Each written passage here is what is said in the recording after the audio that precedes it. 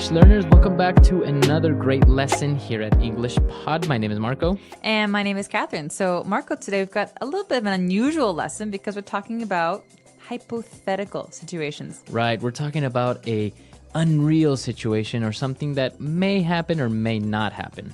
Okay, so you're going to hear all about this in today's dialogue. We're going to hear it a couple of times. When we come back, we'll be breaking it down for you so you know all about these great phrases and how to talk about not real situations with your friends.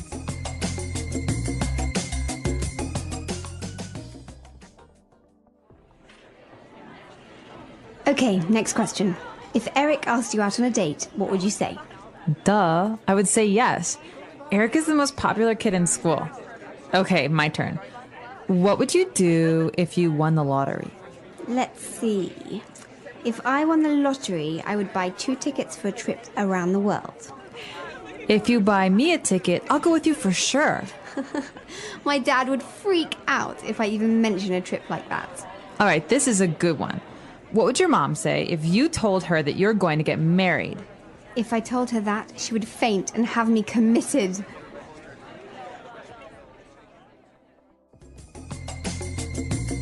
All right, so I think that was clear and, well, a very common situation. 2 teenage girls talking to each other about, boys and what would you do and da-da-da.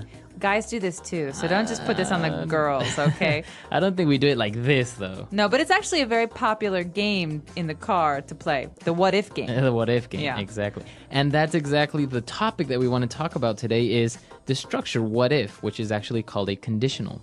All right, so conditional because the result, the thing that happens, depends on something else. Exactly. So let's actually take a look at the words in today's language takeaway before we talk about all this grammar stuff. Language takeaway. Okay, so we'll start out with some basic words. They were talking about guys, and she said if Eric asked you out. Right? So to ask somebody out. Okay, so this might be a little bit strange because you think, okay, to ask is to ask a question.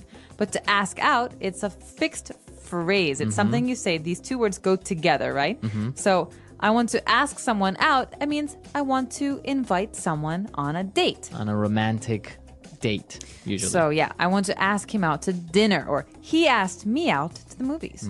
Now, if I didn't want to ask somebody out on a romantic date, what verb would you use? I'd say you could invite someone out, but then again, it's always a little bit, you can say invite for someone if you're going to ask them on a date too. So Yeah. I'd say to ask out is always romantic, and to invite can be romantic or just friends. Okay, so to ask somebody out. Now, they were talking about other situations. Maybe they would go on a trip or something. And she said, my dad would freak out. This is a great phrase, and this is something that I used a lot when I was a teenager. The word freak out? Freak out. So the verb to freak out means to be really angry or upset, or, it could be a good thing or a bad thing. But usually when we're talking about our parents, it's a bad thing. It's a bad thing. So they get angry, they start yelling at you. Yeah, so Freak out. Freak out means like overreact. All right. And the last word that we have on language takeaway today is committed. Well, let's look at the whole phrase. He says, she would have me committed. So this is actually being done to someone. Now, we did look at this word before, but basically for marriage, right? To commit to somebody, to promise. Yeah, but to have someone committed means that you're going to send them away to maybe a mental institution. Exactly. So this means they have psychological problems, and someone else sends them to the hospital because they can't send themselves. Exactly. So it's always used to have someone committed, right? Right, because it's being done to them. They don't want it to happen. It's involuntary. Okay. So she had him committed. My mom's going to have me committed if I keep working 20 hours a day. Exactly. So that's the way you use it. And so now you have another way of using this verb. But now I think we should listen to this dialogue again. We're going to slow it down a little bit, and then we'll come back and look at this grammar focus that we want to talk about.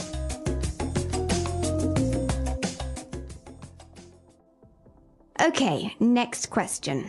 If Eric asked you out on a date, what would you say? Duh, I would say yes.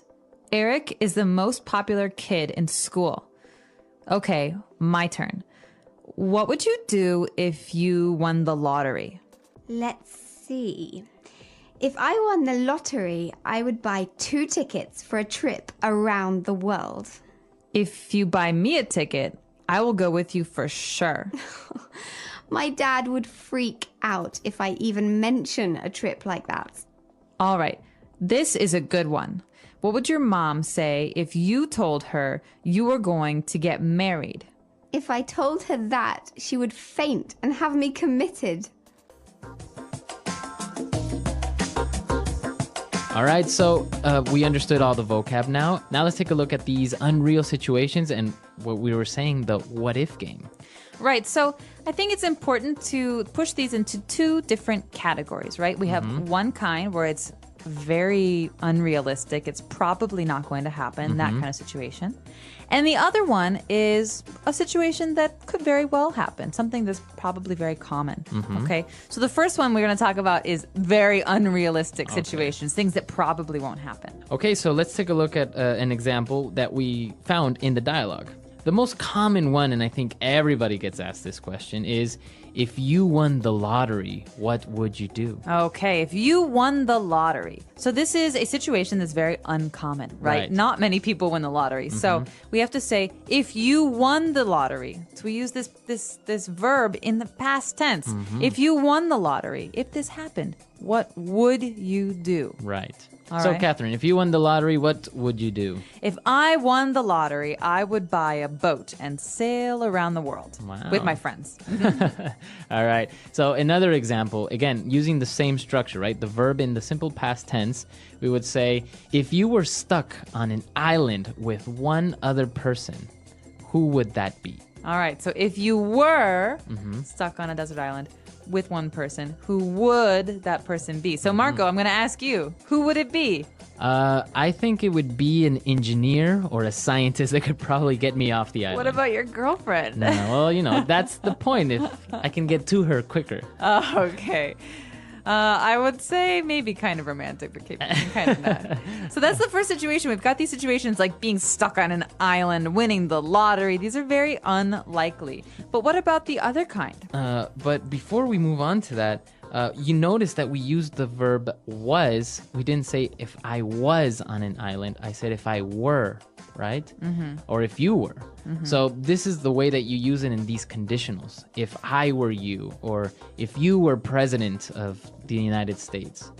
Yeah, this is a rule. So this is a grammar rule. We're not going to describe why it happens because it's very, very complicated and you can look it up on our site, but we're going to describe how to use it. That's the most important. So we can say, for example, Marco, if I were you, I would dye my hair red. Why? I don't know. I think it would look cool. I don't think so. So if I were you, I would. Or if you were me, what would you do?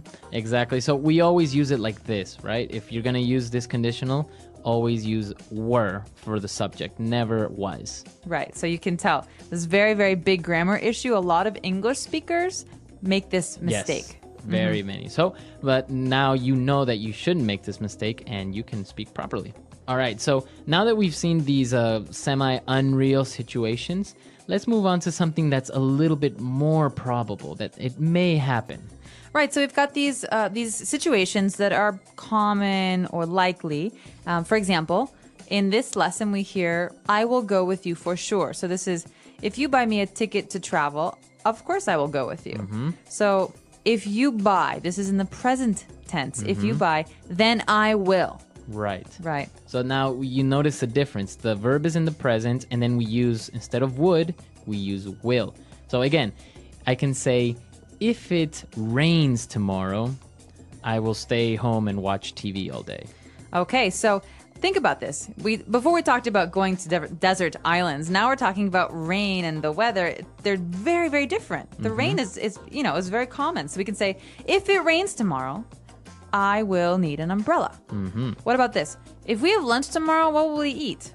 So we have lunch pretty much every day, right? Yeah, pretty much. So again, it's a situation that is very probable. So if we have lunch tomorrow, we will probably eat I don't know, pasta, I think. I'm Yeah. feeling like pasta tomorrow. Pasta, Yeah. some noodles. Yeah. All right, so Marco, let's take another listen to some of these phrases and try and figure out, while you're listening, which kind of conditional it is, first or the second. If it stops raining, we'll go for a walk later. Sounds good. But what if it doesn't stop? Then we'll just stay inside and watch a movie. Fine by me. If we watch something, I'd prefer a comedy. Same here.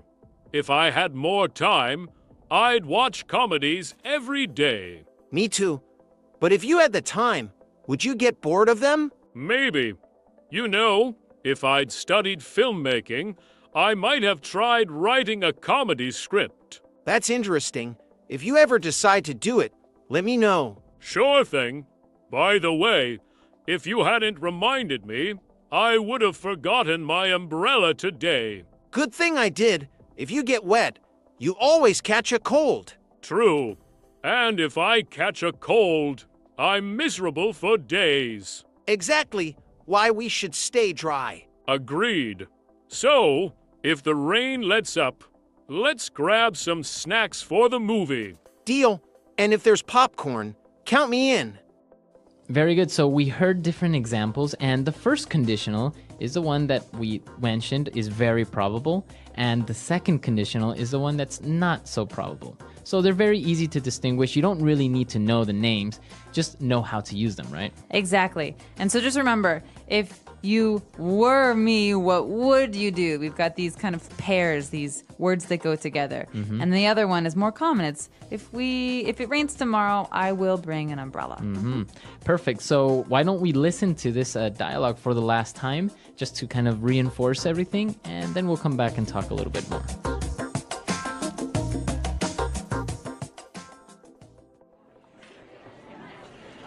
Okay, next question. If Eric asked you out on a date, what would you say? Duh. I would say yes. Eric is the most popular kid in school. Okay, my turn. What would you do if you won the lottery? Let's see. If I won the lottery, I would buy 2 tickets for a trip around the world. If you buy me a ticket, I'll go with you for sure. My dad would freak out if I even mention a trip like that. All right, this is a good one.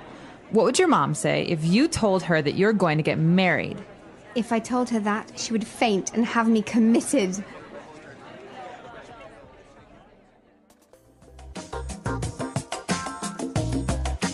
So, Marco, if we talk any more about grammar, someone's going to have me committed. It is a little bit difficult to talk about grammar, especially on a podcast, because it's such a difficult topic and it's also kind of heavy, right?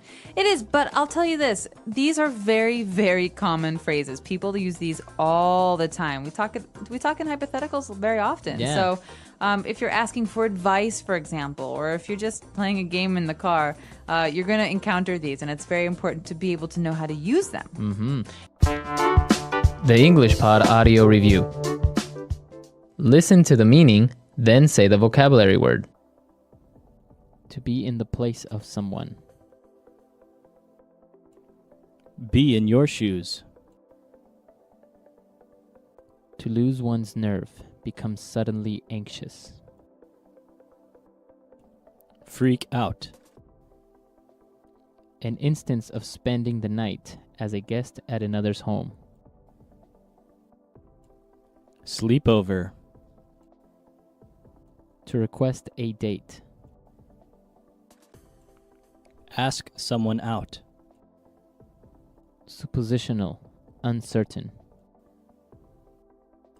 Hypothetical. Put in a mental hospital. Commit. Rumor or talk of a personal, sensational, or intimate nature. Gossip.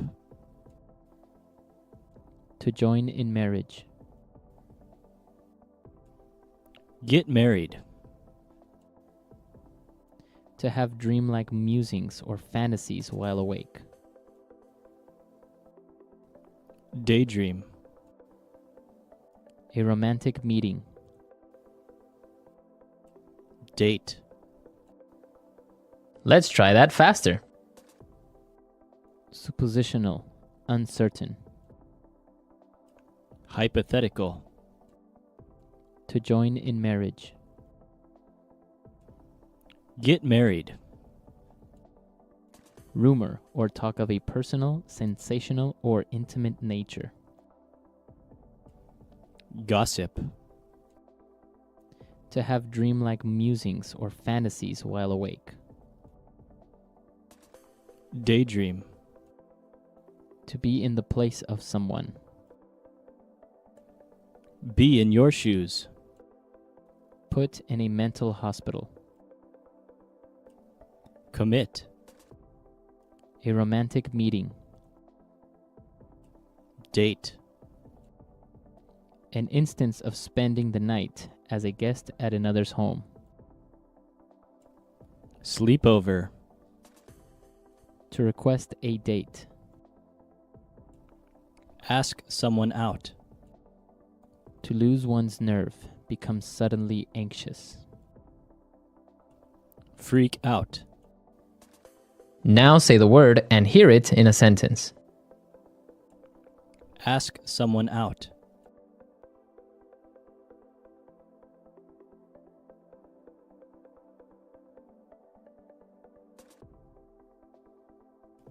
When asking someone out, choose your moment carefully and practice what you might say in advance so that you don't appear tongue-tied. Ask someone out.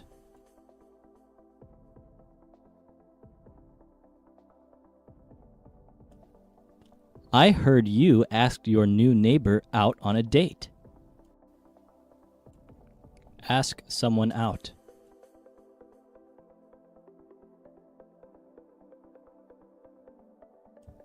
I really want to ask Jeff out, but what if he says no? Freak out.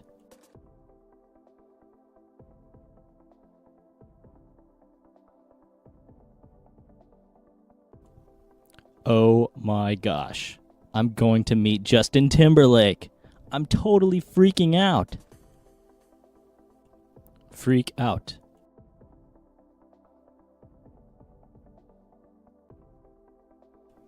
Why did you freak out when I told you I'd be late for dinner? Freak out.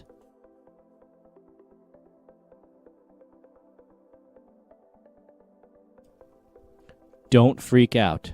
We can solve this problem in 5 minutes. Commit.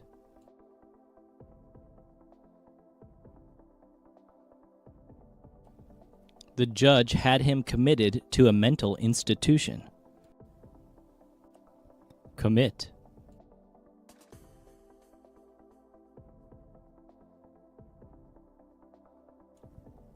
If you get committed to an asylum, can you eventually get out? Commit.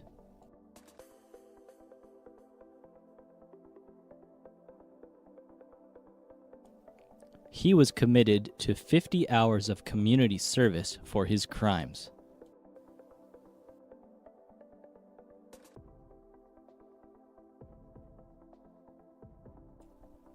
If I won $1 million, I would buy you a diamond ring.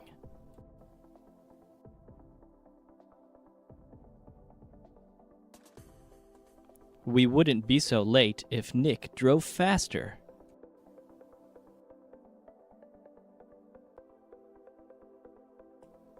I would get a divorce if I were you.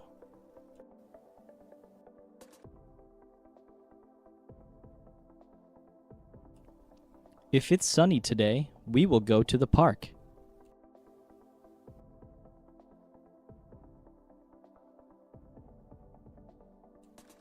If you study hard, you will pass the test.